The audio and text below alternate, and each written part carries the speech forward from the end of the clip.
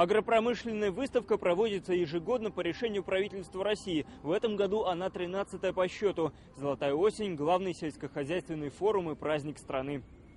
Выставка заняла 5 павильонов Всероссийского выставочного центра и площади под открытым небом. Участие приняло 2500 предприятий и организаций. И не только из России, но и 32 стран мира. Сельскому хозяйству есть чем похвастать. По итогам года вы знаете, что мы выходим с 7 рекордами, 4 производственных и 3 рекорда экспортных.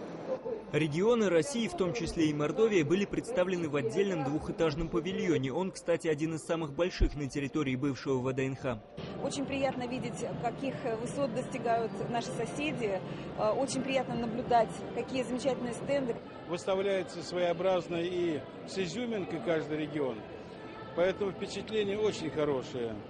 Кто-то, на удивление публики, выставил раскрашенную корову, кто-то костюм космонавта. Павильон Мордовии привлекал внимание позолоченными яйцами, аппетитными деликатесами и, конечно, красивыми девушками. Министр сельского хозяйства Елена Скрынник из десятков регионов выбрала наш, чтобы отведать хлеба-соли и сфотографироваться с выращенными в Мордовии цветами. Наша выставка очень серьезно представлена, на очень высоком уровне, и мы за последние годы обошли многие регионы и в ассортименте, и в качественном подходе к выставочной деятельности. И вообще производить стали ту продукцию, которая сегодня ликвидна на рынке.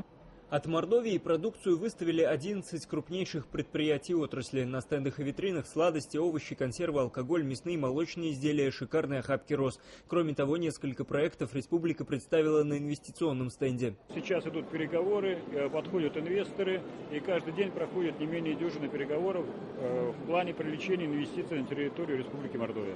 А это как раз и торговая площадка, это как раз заключение контрактов, договоров, что очень важно, особенно в это время. Сейчас предприятия республики продают в другие регионы примерно половину произведенного продовольствия. Именно участие в «Золотой осени» – одна из лучших возможностей расширить круг партнеров в десятках стран мира. Николай Кучканов, Максим Киякин, Вести, Мордовия, Москва.